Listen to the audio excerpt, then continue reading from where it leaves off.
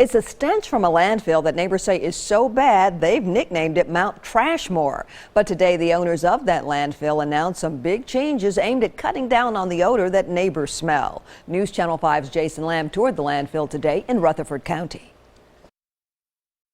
Republic Services gave us a tour of the Middle Point landfill today to show some of the steps they say they're taking in response to neighbors complaining about what they're calling a smelly problem.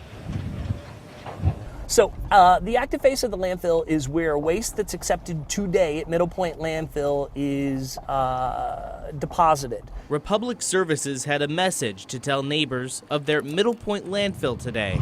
They say they're hearing their complaints. Anytime we hear that neighbors within the community have an odor concern, we take that concern very seriously. Neighbors say for years they've complained of odors from the landfill escaping from its boundaries. They've even nicknamed the landfill Mount Trashmore. What we want to do is take a hard look at our operations and make sure that we're doing everything within our power to control any odor at this site. Republic says the company has spent more than $2 million in response to neighbors' complaints about odor, building more gas extraction wells and expanding a misting system that sprays a cherry-scented mist that they say breaks apart odor molecules.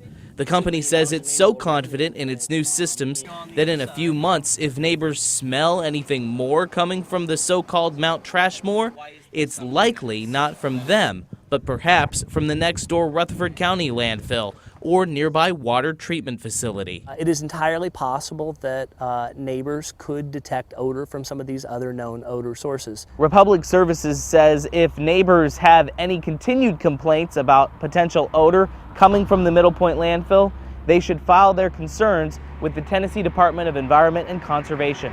Reporting in Rutherford County, Jason Lamb, News Channel 5.